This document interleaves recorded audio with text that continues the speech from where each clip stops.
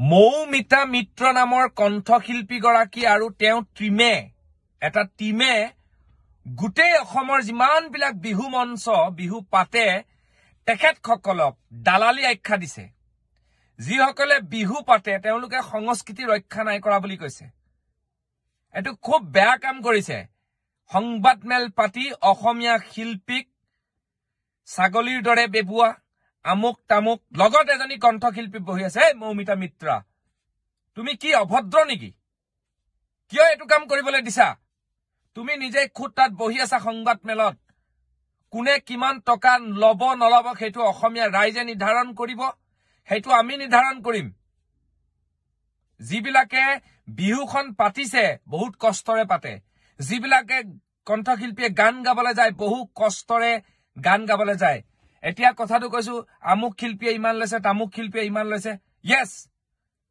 অসমীয়া ৰাইজে সকলোৱে মিলি বিহু পাতিছে পইচা দিছে বিহু পাতিবই এই যে কণ্ঠশিল্পী বিলাকে যে গান বিলাক যে বনায় তেতিয়া আপোনালোকে পইচা দিয়ে নি সংবাদমেলত থকা মই ব্যক্তি কিজনক কৈছো আপোনালোকে পইচা দিয়ে নি ভিডিও কৰিবৰ কাৰণে আপোনালোকে পইচা দিয়ে নেকি গানটো গাবৰ কাৰণে এজন কণ্ঠশিল্পীয়ে জীৱনৰ আধা সময় ষ্টাৰগুল কৰি শেষ কৰি দিয়ে মাটি বিক্ৰী কৰি গান বনায় তাৰ পিছত তেওঁ মূলধনটো চাকে উঠে আৰু কোনো শিল্পীকে ইমান পইচা নিদিয়ে এইটো সাংবাদিক কিছুমানে খবৰ এটা লৈ পেলাই যে কিমান এবাৰ লবা বুলি ভাবিছা বুলি প্ৰশ্ন কৰিলে তেওঁ কয় যে ইমানটো বাজেট হলে মোৰ মিউজিচিয়ান খিনি মোৰ গাড়ীখন গোটেইখিনি মিলি পেলাই এটা এমাউন্ট পায় আৰু যে মই সব শিল্পীৰ নাম কব না ছাগলীয়ে বেবুৱা সব শিল্পী আমুক তামুক বিহুত হেনো ছোৱালী ব্যৱসায় চলে এনেকুৱা ধৰণৰ ফালতু ফটুৱা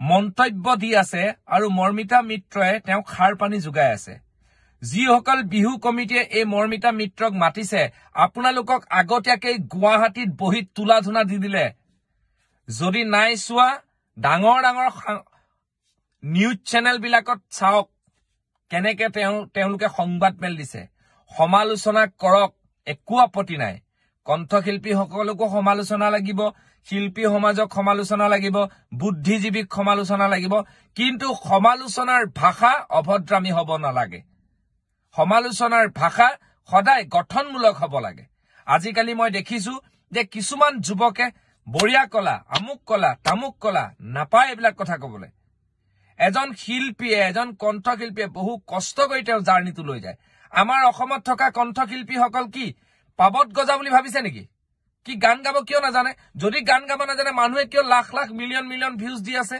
কিয় আজিলৈকে মঞ্চ কৰি আছে কি মৰ্মিতা মিত্ৰ আহিহে গান গাব আৰু বেলেগ কণ্ঠশিল্পী নাই মই মৰ্মিতা মিত্ৰক সম্পূৰ্ণ সাপোৰ্ট কৰিছো তেওঁ ইনবক্স চেক কৰক মই কিমান মেছেজ দিছো তোমাৰ লগত আমি আছো নদী নাৰী জাগ্ৰত শক্তি অসম আছে এগৰাকী নাৰীক কোনোবা অপমান কৰাৰ চেষ্টা কৰাৰ লগে লগে আমি তেওঁ হৈ পক্ষত মাত মাতিছো কিন্তু আজি বিপৰীত এখন ছবি গুৱাহাটীৰ মেইন যেটো হিটপিণ্ড তাতেই বহি সংবাদমেল পাতিছে তেওঁলোকৰ টিমে আৰু তুলা ধুনা দি গৈছে নীতি শিক্ষা দিয়া ষ্টাৰ্ট কৰিছে আৰু গোটেই নীতি শিক্ষাটোৰ আঁৰত আছে এই মৰ্মিতা মিত্ৰ নামৰ কণ্ঠশিল্পীগৰাকী আপুনি ক'ত সাহস পাইছে প্ৰত্যেকখন বিহু মঞ্চক অপমান কৰিবৰ কাৰণে আমাৰ লৰাবিলাকে মানুহৰ ওচৰলৈ গৈ গৈ কিমান কষ্ট কৰি বিহু পাতে আপুনি দেখিছেনে যদি আজি আছুৱে মুকলি বিহু নাপাতিলেহেঁতেন তেনেহলে আজি আমি কি বিহুৰ প্ৰথম দিনা কি ঘোঁৰা ঘাটু কাটিলোহেঁতেন কিমান ধুনীয়া লাগে কিয় বেয়া লাগিব পাৰে অনুষ্ঠান হ'বই অসমত প্ৰত্যেক সংগঠনকে মই বিনম্ৰতাৰে কম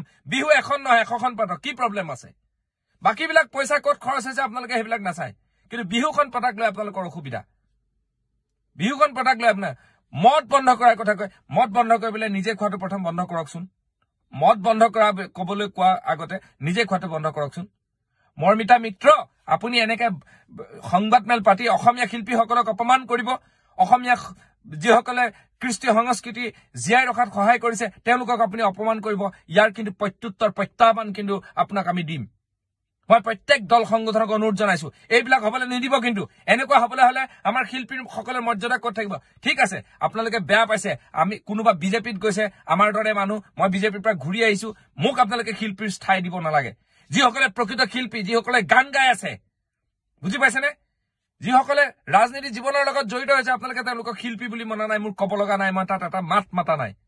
কিন্তু যিসকলে প্ৰকৃততে কষ্ট কৰি আছে, সদায় ৰাতিপুৱা গধূলি হাৰমনিয়াম লৈ গান লিখিছে, সদায় ৰাতিপুৱা গধূলি ওলাই গানটোৰ চৰ্চা কৰিছে, তেওঁলোকে দুটা পইচা লৈ বাহিৰলৈ যোৱাটো, কোনোবা এখন বিদেশ ভ্ৰমণ কৰিছে তেওঁলোক কামটো কৰি পেলাই, তাত কাৰ কি প্ৰব্লেম আছে? তেওঁলোকেতো প্ৰত্যেকটো ক্ষেত্ৰতে মাত মাতি আছে। সামাজিকভাৱে কিবা এটা জাতিৰ বিপদ আহিছে, প্ৰত্যেকজন শিল্পী ওলাই আহিছে। যিসকলে উল্টা মাৰিছে, পাল্টি মাৰিছে, মই নিজকো কৈছো, মই শিল্পী বুলি মোক ধৰিব নালাগে। আমাক আপোনালোকে গালি পাৰক, বুজি পালেনে? মই বিজেপিত গুচি গলো আন্দোলন কৰি পেলাই, মোৰ ভুল হৈছিলে, মই বিজেপিৰ পৰা ঘূৰি আহিছো, ঠিক আছে, ৰাইজৰ লগতে থাকো। ৰাজনীতি যোৱাটো কিন্তু একো বেয়া কথা নহয়। ৰাজনীতি বেলেগ দেশত শিল্পী গৈ থাকে, তাত কিন্তু একো আপত্তি নাই। পাৰ্লিয়ামেণ্টৰ মেম্বাৰ কিবা কিবি হৈ আছে, তাতে কিন্তু মানুহৰ হৈছই নাহে, ঠিকে আছে। আমি ঘূৰি আহিছো, আপোনালোকৰ চৰণত ধৰিছো। কিন্তু মই পুনৰবাৰ কওঁ, অসমীয়া শিল্পীসকলক এনেকে সংবাদ মেল পাতি পাতি বাৰে বাৰে অপমান কৰিব, ছাগলীৰ দৰে বেবুৱা বুলি কব।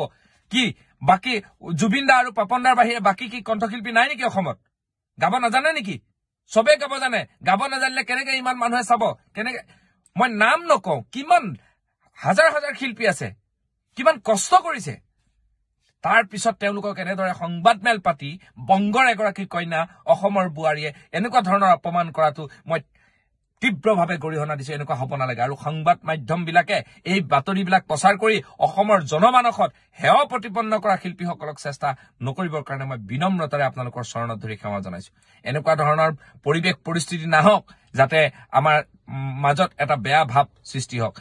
সিদিনালৈকে মই মৰমিতাৰ ফটো দি আপলোড কৰি কৰি লিখিছো যে এই কণ্ঠশিল্পীগৰাকীক কোনেও এনেকুৱা নকৰিবা, তেনেকুৱা নকৰিবা। কি কাৰণে এইটো কৰিছে এতিয়া?